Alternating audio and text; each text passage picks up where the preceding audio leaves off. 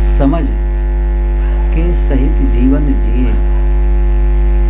ना समझी पूर्वक जीवन जिएंगे तो जीवन से दुख ही निकलेगा। जितने भी जीवन में, किसी के भी जीवन में त्रुटियां होती हैं, अनर्थपूर्ण कार्य व्यवहार होते हैं, वो क्यों होते हैं? समझ के नाते नहीं, ना समझ के नाते हैं। कोई चोरी करता है, हिंसा करता है, व्यसन करता है, दुर्व्यसन, तो क्या वो समझ का परिणाम है? नहीं, ना समझी का परिणाम है। छोटी छोटी बातों को लेकर के उद्वेगित होता है, क्रोधित होता है, मन में नफरत और घृणा का भाव रखता है। क्या है ये सब चीजें? ये नासमझी का परिणाम है। इसलिए हमें जीवन को इस ढंग से निर्मित करना है कि इस जीवन में सुख और शांति का अनुभव हो। जीवन को समझ पूर्वक हम जिएंगे तो जीवन में अच्छे परिणाम आएंगे। तो जो भी संसाधन है इसका सही उपयोग करें, यही समझ है, सही समझ है। जो इंद्रियां हैं इसका जब सही उपयोग करने लगते हैं तो जीवन में अच्छे परिणाम आने लगते हैं। होता क्या है जनरली, जब आदमी स्वस्थ रहता है, धन धान्य संपन्न हो जाता है, सब कुछ अनुकूल होता है, तो समझता क्या है, अब इस जीवन में अब भोग भोगना है। विषय भोग ही जीवन का उद्देश्य मान लेता है। मैं दुनिया के जो श्रेष्ठ भोग हैं, चाहे वो भोजन के रूप में हो, चाहे वो दृश्य के रूप में हो, चाहे श्रवण के रूप में हो, किसी रूप में हो, मैं उसका उपयोग करूं, उसे देखूं, उसे सुनूं, उनसे मिलूं, ये सब करूं, और करने में लग जाता है। तो जब वह अपने शरीर को भोगों में लिप्त कर देता है और ये भी पता नहीं होता, सीमा होती नहीं है उसकी, और वहाँ स्थिति ऐसी है कि वो कभी पूर्णता देने वाली नहीं है। चाहे जितना सुंदर दृश्य देख लो और लंबे समय तक देखते रहो, उससे पूर्णता कहाँ होगी? दृश्य अलग रहेंगे, आप अलग ही रहेंगे। कोई पहले की बात होती थी, अब तो पता नहीं, लोग सिनेमा देखने जाते थे, 3 घंटे का शो होता था और उनको फील लगता था और फिर से टिकट कटा करके फिर से वो थिएटर के अंदर चले जाते थे। 6 घंटा देखें चाहे 9 घंटा देखें, क्या उनसे तृप्ति मिल जाएगी? कुछ इकट्ठा होगा? नहीं होगा। उससे पूर्णता हो नहीं सकती है। अंत में क्या होगा? उसे छोड़ना पड़ेगा। चाहे जितना प्रिय दृश्य हो, आकर्षक दृश्य हो, एक समय आप उसे छोड़ेंगे, और जब छोड़ेंगे तो जितना आपने संग्रह किया है उस समय, वो सब बातें याद आने लगेंगी और वो खटक पैदा करती है। अब कोई व्यक्ति है जिनसे आपका बहुत लगाव है, बहुत लगाव है, बहुत प्रेम है उनसे, कि चाहे जितना कोई प्रिय हो आपका और लंबे समय से उनके साथ प्रेमपूर्ण प्रतिक्रिया रही हो, साथ रहा हो, क्या होगा? छूटेगा, छूटेगा। और जब छूटेगा ना तो फिर वो जो यादें रहती ना, उनके साथ बिताए हुए दिन, वो तकलीफ देती है। लेकिन यहीं पर समझ की जरूरत है। ये समझ हो कि संबंध स्थायी नहीं है, कोई भी भोग स्थायी नहीं है, सब क्षणिक है, अस्थायी है। इसको यदि सही ढंग से समझ लें, क्योंकि पहले कभी हुआ नहीं किसी के साथ में, कभी नहीं होता है, तो ऐसी स्थिति में ये समझ हो। जैसे मैं एक बड़ा सरल सा उदाहरण बताऊं जो आप सभी महसूस करते हैं। अभी ये ठंडी का मौसम अब वो समाप्त हो रहा है, फिर क्या हुआ? गर्मी आने वाली है। बस आ ही गई, कहना चाहिए गर्मी आ गई। तो अब ये पता है ना सबको, ठंडी खत्म होगी, गर्मी आएगी। तो हम में से अब कितने लोग रोएंगे कि अरे अब तो ये गर्मी आ गई, अब ठंडी कहाँ चली गई, ठंडी के बिना कैसे काम चलेगा, अच्छे स्वेटर पहनते थे और शाल ओढ़ते थे, अब कैसे करेंगे। कोई नहीं रोता है, क्यों?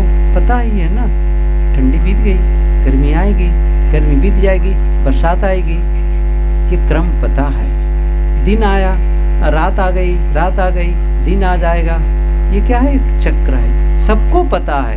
इसलिए दिन के बीतने पर कोई दुखी नहीं होता, रात बीतने पर कोई दुखी नहीं होता। इसी प्रकार से हमारे संबंधों का भी है। हर संबंध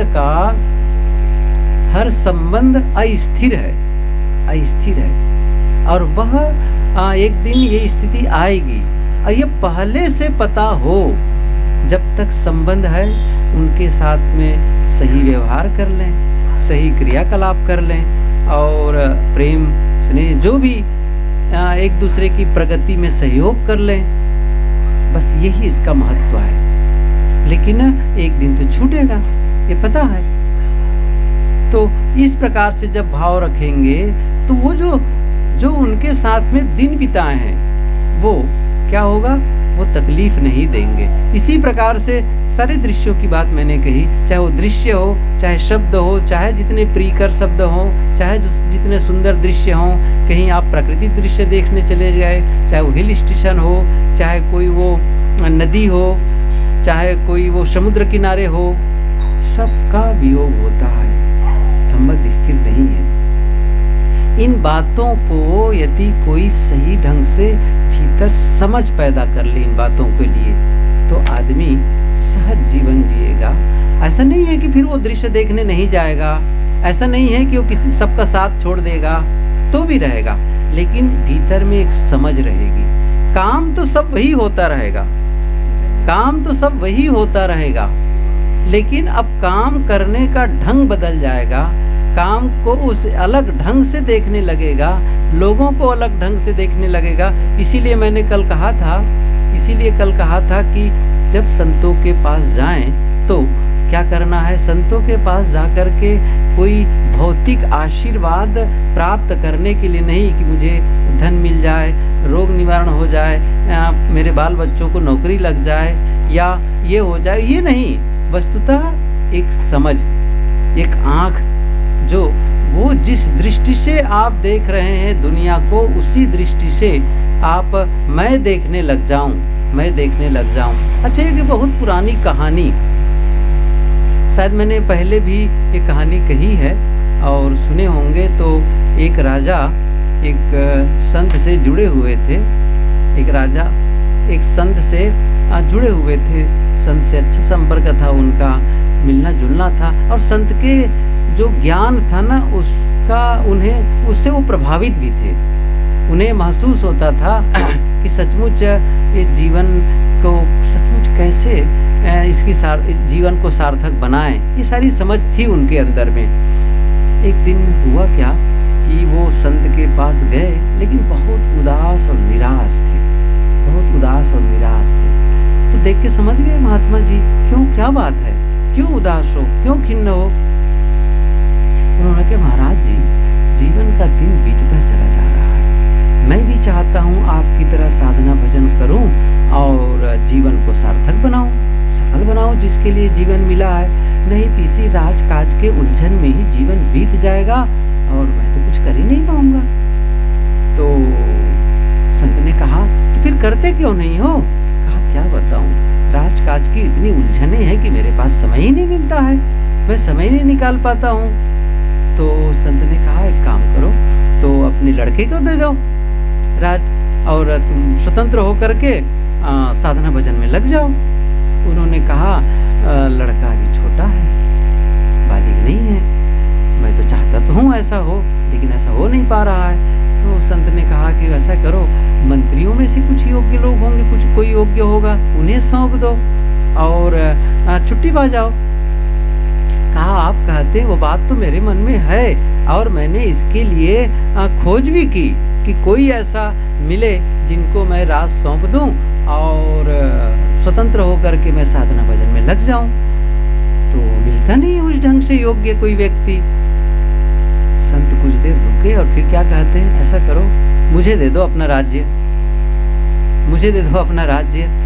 तो अच्छा, संत से तो अच्छी तरह परिचित थे वो। उन्होंने कहा, महाराज इससे अच्छी बात क्या हो सकती है, आप तो सर्वथा योग्य हैं, हर ज्ञान आपको है, लोगों को साथ में कैसे क्या करवाना सब आपको पता है, और बहुत सी विद्या आप के अंदर है, आप जानते हैं अच्छी तरह से, और आपके हाथ में राज्य जाएगा, आपके संचालन में राज्य का संचालन होगा आपके द्वारा, तो निश्चित रूप से राज्य में खुशहाली रहेगी।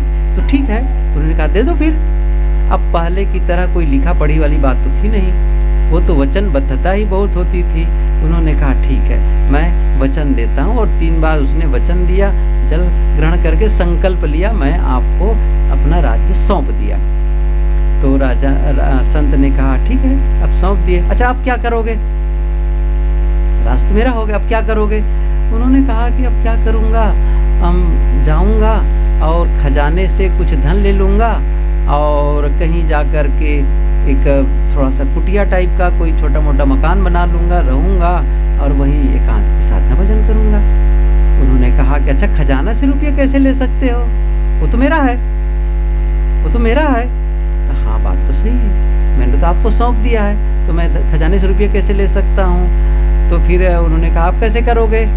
तो फिर उन्होंने कहा कि क्या करूँगा, कहीं जाऊँगा, कुछ मेहनत करूँगा, मजदूरी करूँगा, और जो प्राप्त होगा उससे अपना जीवन गुजर करूँगा, क्योंकि भोजन तो चाहिए, पहनने कपड़े चाहिए, और कहीं ना कहीं ऐसा काम कर लूँगा और मुझे अपने जीवन गुजर के लिए धन प्राप्त हो जाएगा, और फिर मैं जो समय मिलेगा साधना भजन करूँगा।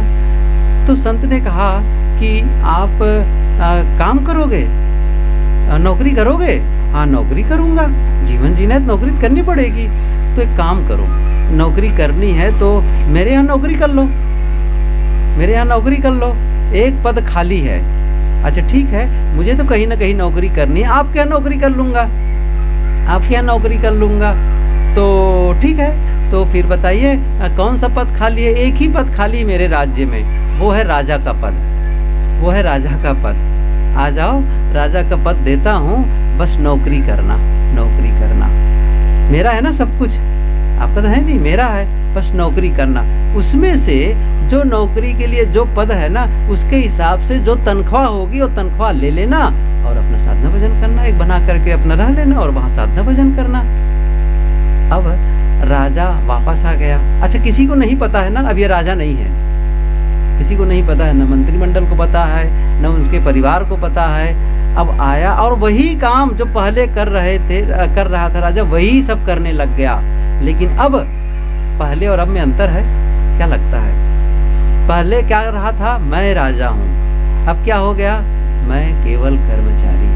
कर्मचारी क्या बदल गया भीतर से, एक नई समझ आ गई, एक नया ढंग आ गया। सब कुछ वही है ना, लेकिन दुनिया नहीं बदली, राजकाज नहीं बदला।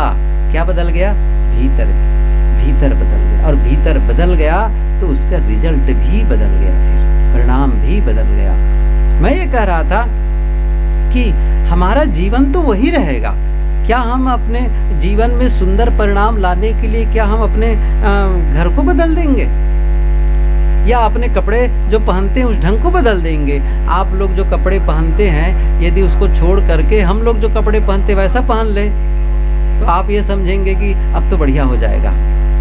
आपको मैं एक उपाय बताऊं, आप क्या करें, कपड़े तो सफ़ेद मिलते ही हैं, दुकान में मिल जाते हैं, आप कपड़े ले आइए और कपड़े ला करके कमरा में चले जाइए और बंद कर लीजिए, और एक कपड़ा पहन के देख लीजिए, और 1-2 घंटा रहिए, तो कैसा लगता है, बदला हुआ लगेगा।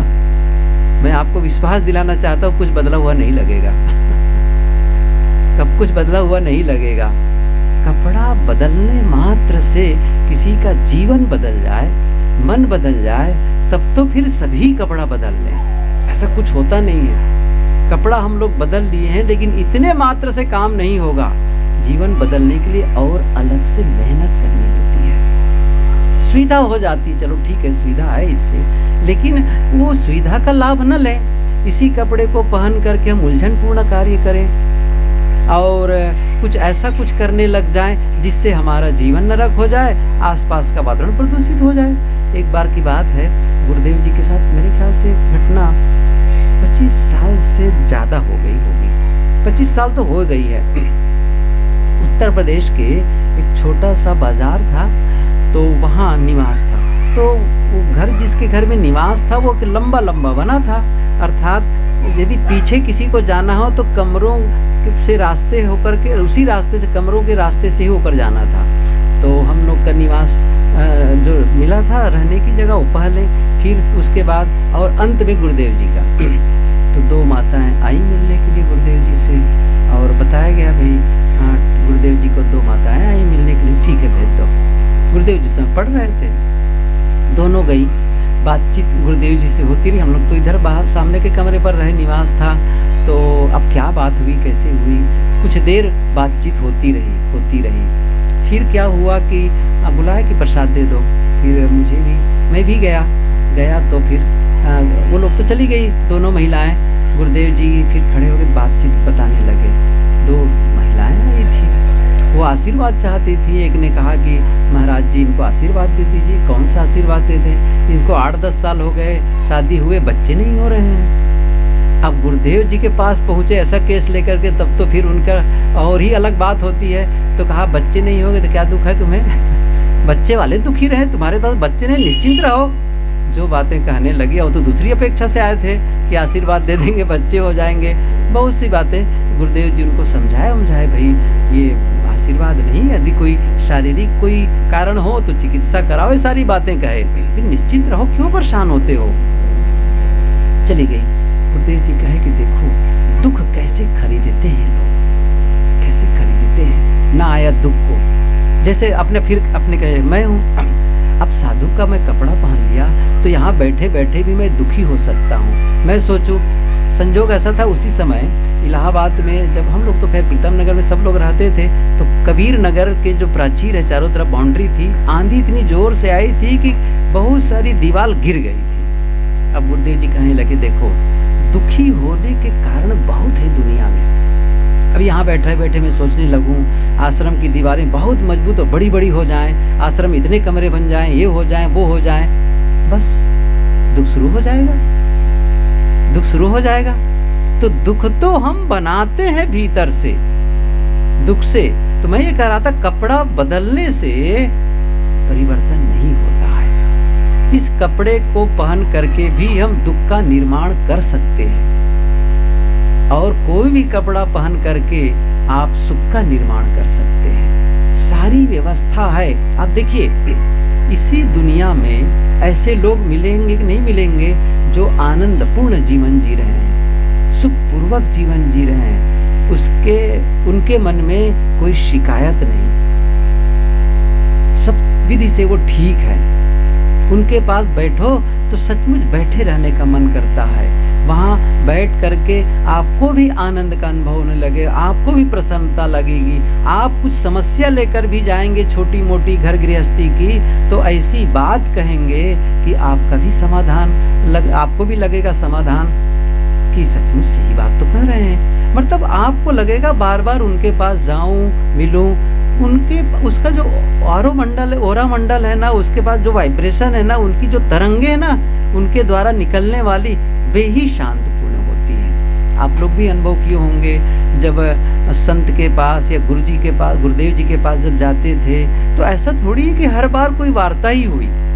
गए, बंदगी किए, बातचीत न भी हुई, हालचाल पूछ लिए, उतने मात्र से लगा बस ये बढ़िया रहा। उस कक्ष में प्रवेश करके भी आपको महसूस हुआ, क्योंकि वहाँ उस कक्ष में भी उनकी जीवन की, उनकी साधना का एक वाइब्रेशन, एक तरंगे फैली हुई हैं। और उस घेरा में, जिसको कहते हैं ना इलेक्ट्रोमैग्नेटिक फील्ड, वो जो तरंगे है ना, उसमें एक घेरा है ना, उसी घेरा के अंदर भी जाकर के सुकून महसूस होता है। और एक दूसरा आदमी भी है, बहुत नकारात्मक आदमी है, जो क्रोध से एकदम अभिभूत है, जिसके मन में नफरत और घृणा और द्वेष है, जो हिंसा से मन भरा हुआ है, अनाचार से मन भरा हुआ है। ऐसे व्यक्ति के पास आप जाएंगे ना, भले कोई बात ना हो, लेकिन आपको बड़ा कैसा फील होगा? आपको अच्छा महसूस नहीं होगा, अच्छा महसूस नहीं होगा। अभी मैं देख रहा था अपने मोबाइल में एक पुस्तक की, ऐसे देख रहा था, एक साथी के सर्च कर रहा था, तो उसमें लिखा था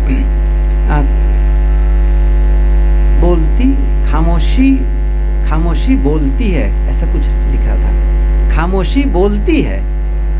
आप खामोश होते हैं तो भी आप बोलते हैं। आप देखिए, दो ढंग से खामोशी होती है।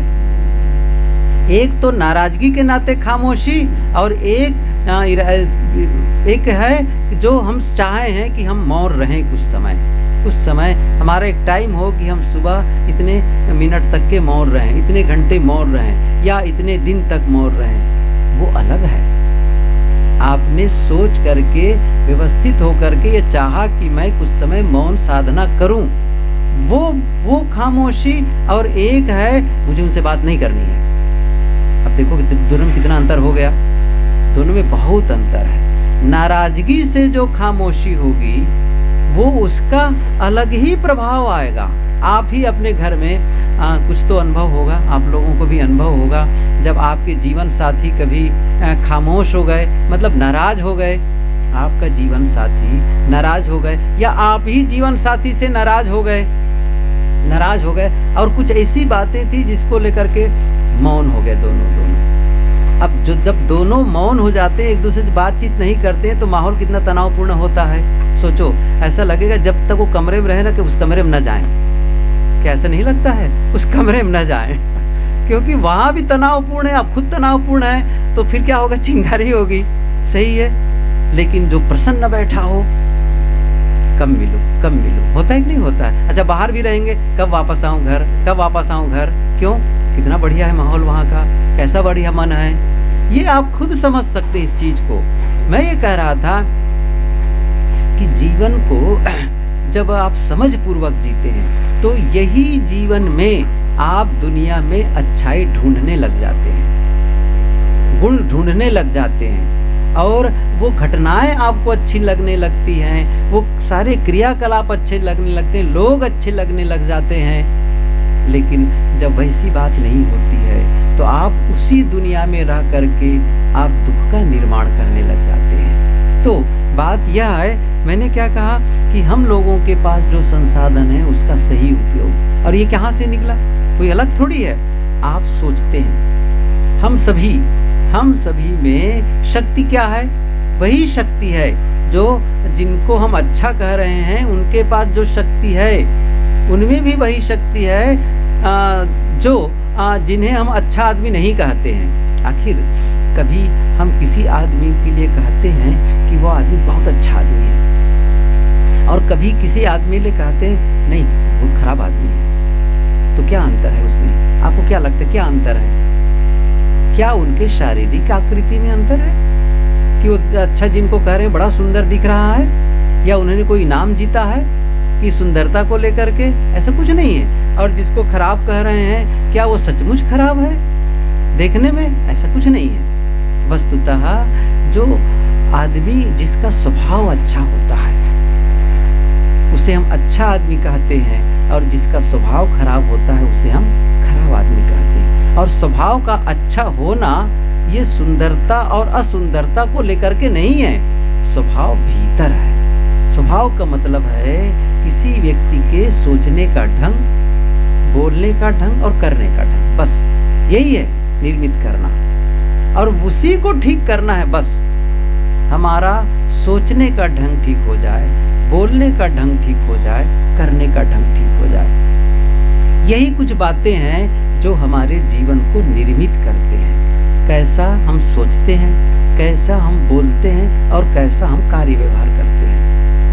अच्छा सोचना, अच्छा बोलना और अच्छा करना, बस इतनी सी तो बात है कि हमें सही ढंग से सोचना है, क्योंकि सोच हम खुद पैदा करते हैं भीतर में, कोई दूसरा नहीं है।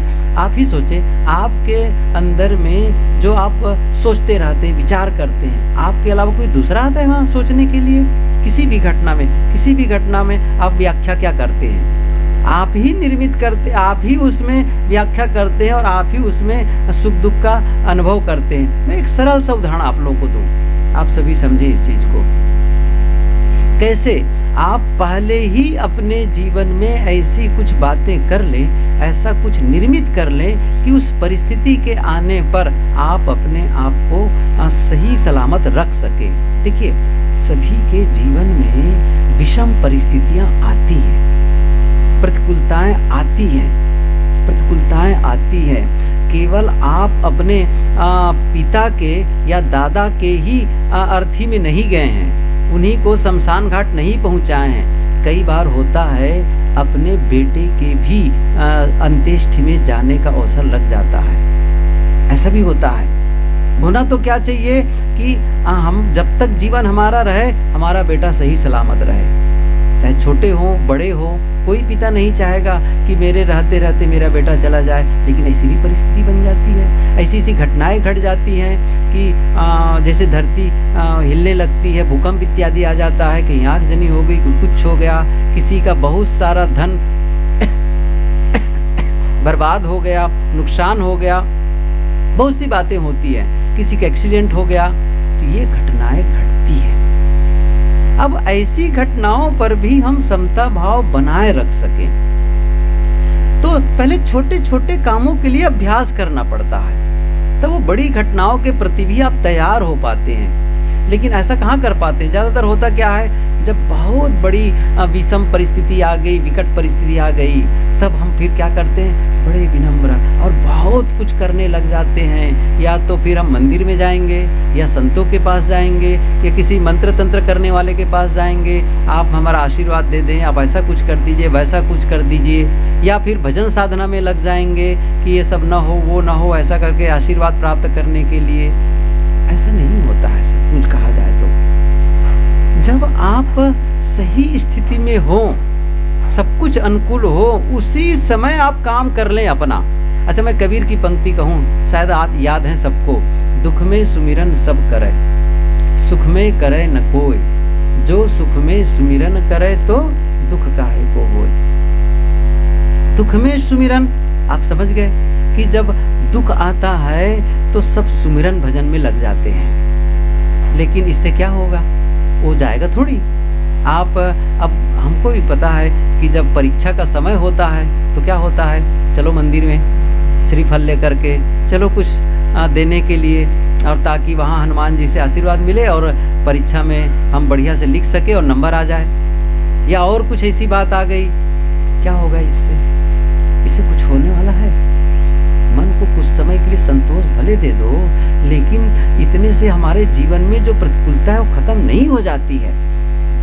तो करना क्या है? साहब यही बताते हैं कि सुख में करे न कोई, जो सुख में सुमिरन करे तो दुख काहे को होए। जब आप सुखी हो, अर्थात जब आपका जीवन सही सलामत चल रहा हो, सब कुछ अनुकूलताएं हो, उसी समय साधना कर लो, उसी समय भजन कर लो। क्या भजन करना है, क्या साधना करनी है?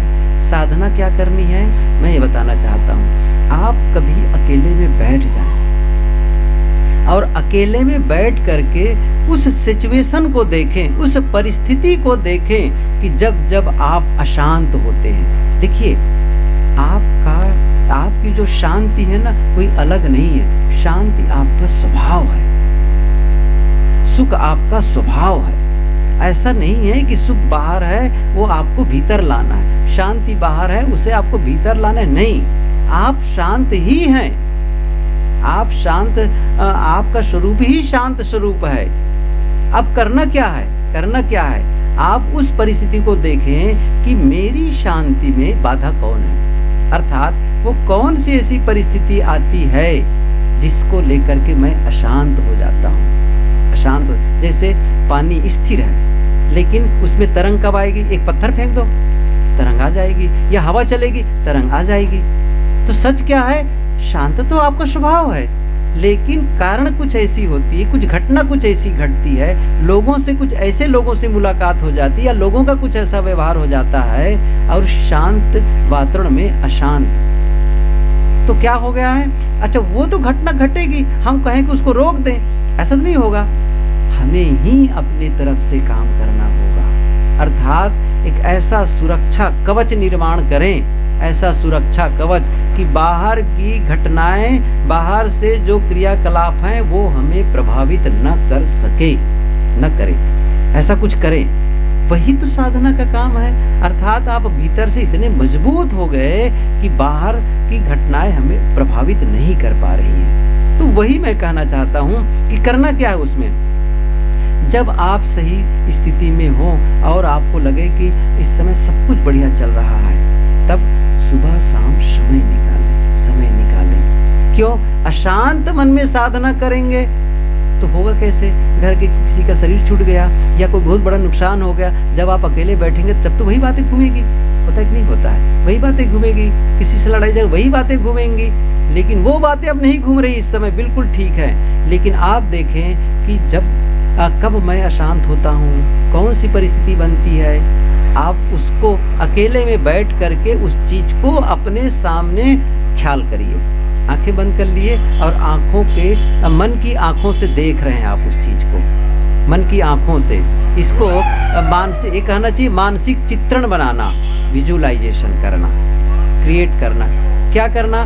जैसे एक आदमी है जिसके व्यवहार मुझे बिल्कुल पसंद नहीं है, उसका व्यवहार मुझे बिल्कुल पसंद नहीं है। जब वो बोलते हैं मुझे बहुत खराब लगता है और मैं एकदम उत्तेजित हो जाता हूँ। इस समय तो घटना नहीं घट रही है ना, अब क्या करना है? ख्याल करो, वो आदमी आ गए मेरे सामने और आकर के मुझे कुछ बोल रहा है, लेकिन इस समय मैं होश हवास में हूँ और साधना की दृष्टि से बैठा हूँ। तो अपने आप से क्या कहना है? वो आदमी आया, बोला, कटु बोला, उसके बावजूद मैं शांत हूँ और मैं उत्तर भी दे रहा हूँ तो बड़ी विनम्रता और शालीनता से दे रहा हूँ। ये आप देखते रहे उस चीज को। फिर वो चला गया, लेकिन मैं खुश हूँ। अच्छा, ये अभी समय लगा। अच्छा, कभी शुरुआत अब करेंगे तो हो सकता है वो आदमी आपके दिमाग में आए और आप फिर से उत्तेजित हो जाएं।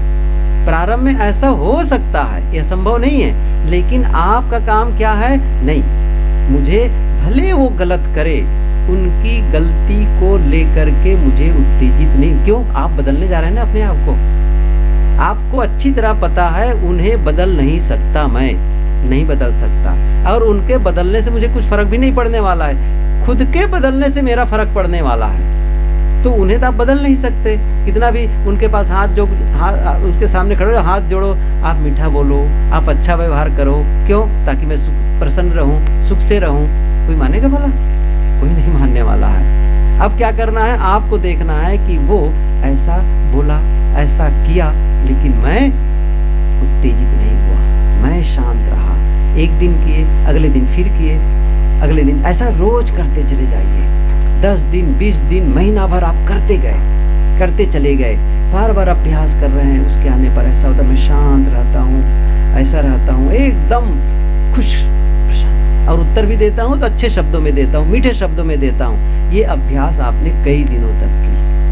कल्पना करिए आप अपने अंदर कुछ कर रहे हैं, काम कर रहे हैं कि नहीं कर रहे हैं, और वो एक प्रकार से भीतर आप बदल रहे हैं, भीतर।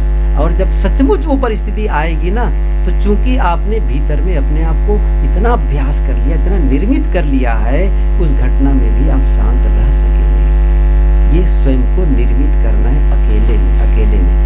अच्छा, ये काम, अच्छा गुरुदेव जी से कभी सुने होंगे, स्वाध्याय करो, ध्यान करो, स्वाध्याय करो, चिंतन करो। चिंतन का मतलब क्या है? वही तो है सब, चिंतन करना। गुरुदेव जी की एक पुस्तक है शाश्वत जीवन, उसमें बात आई है हृदय एक प्रयोगशाला। एक प्रसंग है, हृदय एक प्रयोगशाला। हृदय को प्रयोगशाला बना लो। अब हृदय का मतलब थोड़ी कि वहां चले गए जहाँ पंपिंग हो रहा है। यहाँ हृदय का मतलब है मन, वो हृदय है। वहां उसको प्रयोग करना है, उस प्रयोगशाला, जिसमें कई उदाहरण दिए गुरुदेव जी कि आप जैसे मोह बहुत ग्रसित होते, मोह है बहुत मन में, तो वो कल्पना करो मोह किसके लिए है? मान लो बेटे के लिए है, अमुक के लिए है, तो सोचो है क्या आखिर में? वो हाड़ मास का पुतला ही तो है। तो वही प्रयोग बताएं, आप पढ़ेंगे तो वो चीज़ मिलेगी, तो सोचेंगे आप सोच रहे हैं उसको, हाड़ मास का पुतला ही तो है, बस और क्या है? अच्छा, और सोचेंगे तो क्या होगा? अच्छा, ये हाड़ मास का पुतला का मतलब क्या हुआ? यही मिट्टी पानी आग हवा से निर्मित है, इन्हीं सब चीज़ों से है। और सोचते गए तो क्या होगा? वो एक प्रकार से कणों का प्रवाह है, बस बेटा है, छूटेगा, बदल रहा है। ये आप बार बार कर रहे हैं तो क्या होगा, सचमुच उससे मन ऊपर उठेगा। मोह से निर्मोहता की ओर जाएंगे आप, मोह से निर्मोहता की ओर जाएंगे। तो ये चिंतन का काम, ये प्रयोगशाला यही है। यदि हम प्रयोग ना करें, हम अच्छे से अच्छा प्रवचन कर लें, अच्छा से अच्छा भजन गा लें, क्या आपको लगता है कि मैं प्रवचन कर दे रहा हूं इससे मेरा जीवन बदल जाएगा? सुन करके आपका बदल सकता है आप चाहें तो, लेकिन मेरा नहीं बदलेगा प्रवचन मात्र से। ये जब मैं काम करूंगा भीतर में अकेले में बैठ करके, और इस पर जैसे गुरुदेव जी कहा करते थे कि मन को धुनो, सुने होंगे प्रवचन में, मन को धुनो। कैसे धुनो? जैसे रुई को धुनिया धुनता है।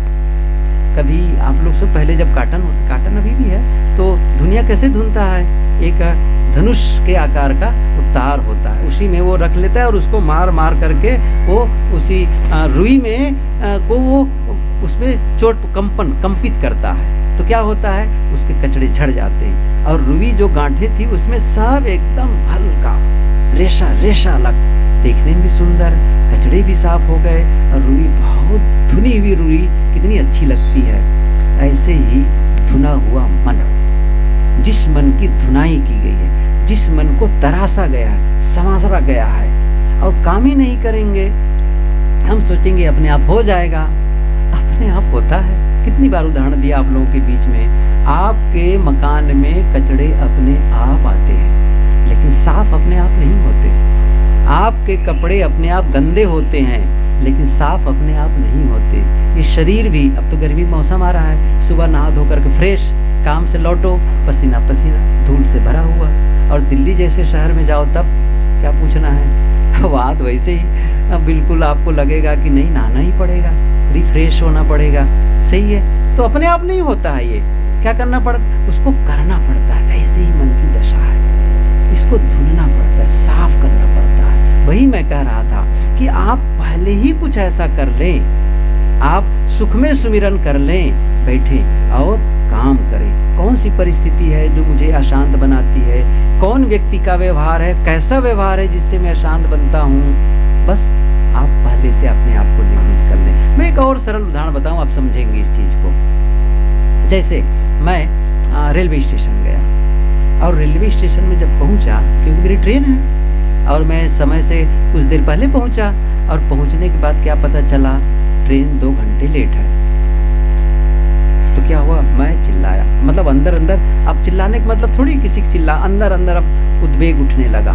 ये रेलवे वाले लोग समझते ही नहीं है, किसी का टाइम का वैल्यू नहीं है। बस जब चाहे ट्रेन को लेट कर दें, जब करें क्या करें, क्या करते हैं आखिर कर्मचारी, पैसा भी पाते हैं, ये भी करते हैं। वो उफलने लग गया मन में, और यहाँ करते करते मन उद्वेगित होते होते रेलवे मिनिस्टर और पूरी मिनिस्ट्री को, यहाँ तक के पीएम मोदी तक को मैंने अंदर अंदर उनके प्रति नकारात्मक भाव और ऐसे ऐसे भाव जगने लग गए, जिसको लेकर के मैं खुद अशांत होने लग गया। क्या इस प्रकार के अशांत होने से ट्रेन जल्दी आ जाएगी, समय से आ जाएगी? लेकिन मैं हो रहा हूँ अशांत। एक तरीका। दूसरा तरीका, मैं गया, पता चला 2 घंटे लेट है। अच्छा ठीक है, तो मैं क्या किया, एक जगह कहीं खोजा, कोई जगह बैठने के लिए, और वो सीट मिल गई, बैठा, मोबाइल निकाला, प्रवचन सुनने लग गया, भजन सुनने लग गया, या पुस्तक निकाली पढ़ने लग गया। नहीं तो यूं ही आंखें बंद कर लिए, बैठ गया चुप।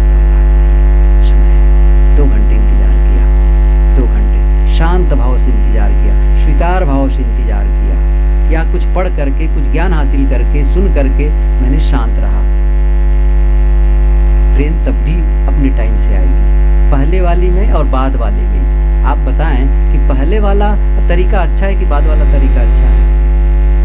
सभी समझ रहे हैं ना, बाद वाला ही तरीका अच्छा है। लेकिन यदि हम इस चीज को पहले से निर्मित नहीं किए रहेंगे अपने भीतर में, तो हम वही प्रतिक्रिया करेंगे, उद्वेगित वाला। लेकिन हमने सोचा ट्रेन लेट हो गई तो क्या बात है, हमारे उद्वेगित होने से क्या फर्क पड़ेगा, शांति रहना है। इसी प्रकार से मैं भी, जैसे हमको जाना है कल दिल्ली होकर के आगे गाजियाबाद, और रास्ते में ट्रैफिक है, अब हम चिल्लाएं, आजू बाजू वालों के लिए बोलने लग जाएं, तो क्या ट्रैफिक जल्दी खुल जाएगी? शांत, मन को शांत रखना आप और हम पर निर्भर है। अशांत तो हम घटनाओं को लेकर के जो रिएक्शन में प्रतिक्रिया करते रहते हैं, इससे कोई फायदा होने वाला नहीं है। क्या कहा, ऐसा कुछ निर्मित करें जिससे जीवन में सुख और शांति का अनुभव है। भीतर अनुभव नहीं हो रहा है, उसका अशांति का अनुभव हो रहा है, क्योंकि मन को हमने प्रशिक्षित नहीं किया है, प्रशिक्षित ही नहीं किया है कि नहीं इस परिस्थिति में ऐसा सोचो, इस परिस्थिति में ऐसा करो, इस परिस्थिति में ऐसा बोलो। नहीं, कोई आया और बोला, अच्छा उसने गाली दी, अब गाली दी तो हमें क्या करना है, गाली का उत्तर गाली से देना है या दूसरे शब्दों में देना है, ये तो हम पर निर्भर है ना। लेकिन यदि हमने अपने आप को प्रशिक्षित नहीं किया है तो गाली का उत्तर गाली ही देंगे। वो एक देंगे, एक गाली देगा कोई, तो हमारे पास तो कई गालियां रखी और उसको और विस्फोटक करेंगे। अच्छा फिर वहां से गाली आई, फिर गई, क्या होगा, एक पूरा वातावरण ही प्रदूषित हो जाएगा, वातावरण ही प्रदूषित हो जाएगा। क्या करते हैं, आई गाली नहीं देना है। कबीर ने कहा है इस चीज को, उन्होंने ये बातें कही है, हम सभी जानते हैं इस चीज को। साहब ने क्या कहा है, आवत गारी एक है उल्टत होए अनेक, कहाँ ही कबीर ना उलटिए वही एक की एक। देखो कहना सरल है, लेकिन जब आप अकेले में इसका अभ्यास नहीं करेंगे तो ये काम आप नहीं कर सकते हैं, ये नहीं कर सकते। क्योंकि अच्छा बाहर से भले मौन हो जाए लेकिन भीतर तो बोलेगा बहुत बहुत। क्या बताऊं, मैंने संकल्प न लिया तो इनका मजा चखा देता, फिर क्या मतलब निकलता है कोई मतलब नहीं है। भीतर भी शांत हो सकता है। प्रारंभ में फिर से कह रहा हूं, जब आप कोई साधना प्रारंभ करें तो एक दिन में सफल नहीं होंगे, कोई नहीं होता है, क्रमशः होती है, असफलता होगी। जैसे छोटा बच्चा जब चलना शुरू करता है, प्रारंभ करता है चलना, तो गिरता ज्यादा है, चलता ज्यादा है, सही है कि नहीं है? तो क्या वो एक बार गिर गया, दो बार गिर गया तो कभी चलना सीखेगा ही नहीं, सीखता है चलना। भले वो गिर रहा है लेकिन सीख रहा है चलना। हो सकता है हम फिसल जाए, हमने निर्णय तो लिया ऐसा नहीं करना है, लेकिन भीतर आ रहा है, कोई बात नहीं, बाहर तो बंद है, कम से कम बाहर तो बंद है, भीतर आ रहा है। अब भीतर को भी साधना है, और साधनक तरीका वही बताया। अकेले में जब सही सलामत हो, इस प्रकार से कोई शब्द बोले तो क्या गाली को उत्तर गाली देना नहीं। देखो गाली देने के लिए मैं एक चीज बताऊं आपको, गाली देने के पहले आपको भीतर में गाली पैदा करनी होगी। ऐसे कैसे कर देंगे आप बताइए, जब आप पैदा ही नहीं करेंगे देंगे। अच्छा किसी को आपको रुपया देना है तो रुपया पहले कमाएंगे तब तो देंगे भाई, कैसे दे देंगे, ऐसे थोड़ी दे सकते हैं। ऐसे ही आप गाली पैदा करते हैं, तब आप इसी प्रकार से द्वेष न, कुछ भी दिए, गलत चीज दिए, अच्छा भी दिए तो भी, किसी को प्रेम देते हैं तो प्रेम पैदा करते हैं, स्नेह देते हैं तो स्नेह पैदा करते हैं। वो तो दूसरों को सेकेंडरी है, पहले आपके भीतर स्नेह का भाव जगा, कौन महसूस किया आप, फिर दूसरे को स्नेह दिए, स्नेह दिए। पहले कहाँ जगा है, भीतर अंतस में प्रेम जगा, वो निकला भीतर में बड़ी अच्छे शब्द, मीठे शब्द भीतर में इकट्ठा किए, फिर आप रास्ता है ना मुंह, अब कैसे निकालेंगे शब्द को, तो मुंह से निकाले या हाथ से इशारा किए। भीतर में विकृति है, भीतर में तो बहुत से रास्ते से निकलते हैं, बहुत से, वो चेहरा से निकलेगा, वो आंख से निकलेगा, वो अपने हाथ पैर से निकलेगा, या आपके मौन से निकलेगा। यदि भीतर में क्रोध है तो आपके पूरे जो तरंगे हैं ना, वो क्रोधपूर्ण ही होगा, क्रोधपूर्ण ही होगा। इसलिए बाहर बदलना थोड़े है, अंतस अंतस। सदगुरु विशाल देव की पंक्ति है कि अंतस शुद्ध बनैबे, अब हम संतन के ढिक जइबे, भाव भक्ति कर मनई रिजहिबे, इत उत ना भरमइबे। और ऐसे ही आया है कि अंतस शुद्ध बनैबे, उनके सब कार्य करेंगे, सेवा करूंगा, ये करूंगा, और अंतस शुद्ध बनैबे, अंतस को शुद्ध करना है, अंतस को। तो मैं कह रहा था आप भीतर पहले गाली पैदा करते हैं। अच्छा ख्याल करिए, अब बुद्ध के सामने जाते और उनको गाली देते तो क्या लगता था कि वहां से गाली लौट के आती? अच्छा कबीर के सामने जाते तो गाली लौट के आती? क्यों नहीं आती? उन्होंने पैदा ही नहीं की है, सही है कि नहीं है? मैं तो यही कहना चाहता हूँ, आप पहले वही काम करिए। लेकिन यदि हम तैयारी नहीं करेंगे, काम नहीं किए रहेंगे जीवन में, तो निश्चित रूप से गाली का उत्तर गाली से देंगे, कटुतापूर्ण देंगे। कोई हमारे साथ में प्रेम पूर्ण शब्द बोले तो हम भी प्रेम पूर्ण बोल देंगे, ठीक है। कोई किसी ने हमको कुछ दिया तो हम भी देंगे। आजकल तो मैं सुनता हूँ कि लोग जब किसी को गिफ्ट, किसी के जन्मदिन पर या किसी की शादी पर कुछ देते हैं ना, तो देखते हैं उसने कितना दिया है।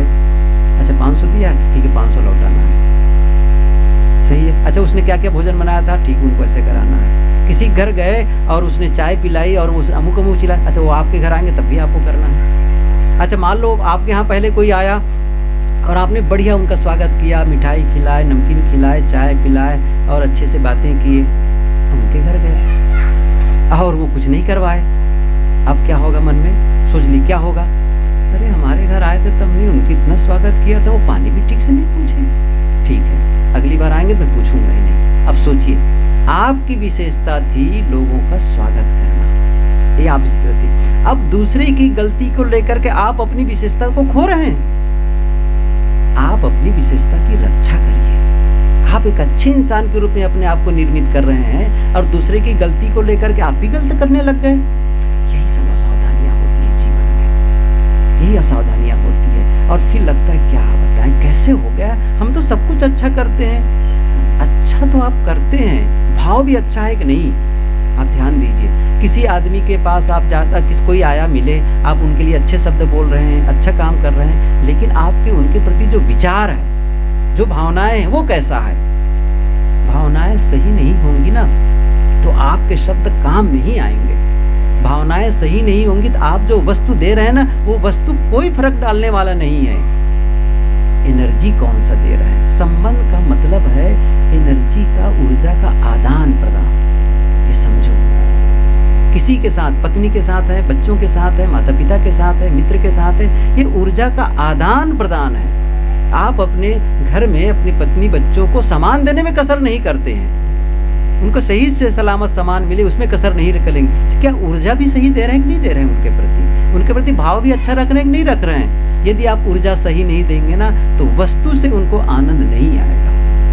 क्या मैं सही कह रहा हूँ? जब तक वस्तु आप ऊर्जा सही नहीं देंगे, ऊर्जा का मतलब है क्या सोच रहे हैं उनके लिए, ये भाव क्या जा रहा है, ये भी सही होना चाहिए, ये भी सही। और यही तो बदलाव है, यही तो जीवन निर्मित करना है। हम लोग बाहर देखते हैं, दृश्य का जितना महत्व है अदृश्य का उतना ही महत्व है, उतना ही महत्व है। मेरे शब्द का उतना महत्व है, लेकिन मेरी सोच का उससे कहीं ज्यादा महत्व है। मेरी सोच का, मेरे कार्य का उतना महत्व है, लेकिन उससे ज्यादा महत्व क्यों? वहीं से सब निकल रहे हैं, वहीं से निकल रहे हैं। वो स्रोत है, वहां से वो मूल उत्स है, वो जड़ है, वो जड़ है, वहीं से निकलते हैं। इसलिए आवश्यक है कि मुझे भीतर काम करना। और मैंने तरीका बताया आपको क्या करना है। अकेले बैठे और अकेले बैठ करके जिस परिस्थिति में आप अशांत होते हैं, जिस परिस्थिति में आपके भीतर में उद्वेग आता है, वो ख्याल करो कब है, कब ऐसी स्थिति आती है, और फिर उस पर काम करो। या किसी की वस्तु को देख करके लोभ लगा, या किसी की बढ़ोतरी को देख करके मन में ईर्ष्या लगने, तब वही उस पर काम करना है। क्यों? क्या मेरे पास कमी है किसी चीज को? उन्होंने मेहनत की, उसको मिल गया, धन्यवाद है उनको, मैं करूंगा। और मेरे पास तो वैसे भी पर्याप्त है, मैं पर्याप्त, मुझे रोज भोजन मिलता है, मेरे पास पहनने को कपड़े हैं, मेरे पास ये हैं। तो ईर्ष्या क्यों हो रही है? कि क्यों जो आपके पास है उससे आप असंतुष्ट हैं, उसके प्रति धन्यवाद का भाव नहीं है। जब उसके प्रति धन्यवाद का भाव जगेगा, अकेले में बैठे मेरे पास सब कुछ है, सब कुछ है, ऐसा करने लगेंगे तो किसी के वृद्धि को, किसी की उन्नति को देख करके ईर्ष्या का भाव नहीं जगेगा। हर भाव के प्रति, चाहे ईर्ष्या हो, द्वेष हो, नफरत हो, घृणा हो, कोई भी बात आए, काम करो, उस पर काम करो। और काम करेंगे तो भीतर बदलाव आएगा, और वह बदलाव आपके जीवन के रिजल्ट को बदल देगा, जीवन के परिणाम को बदल देगा। और फिर आपको लगेगा सचमुच इस जीवन में कितना दुखी था, कितना अशांत रहता था, लेकिन अब एक ऐसा जीवन हो गया जिस जीवन में आनंद का अनुभव होता है, सुख और शांति का अनुभव होता है। वही तो जीवन है, आखिर वही तो आपका शरीर है, वही घर है, वही मकान है, वही घर वाले हैं। लेकिन नहीं, यहाँ रह करके बड़ा अच्छा लगता है। पहले आप दुखी और अशांत हुआ करते थे, क्यों?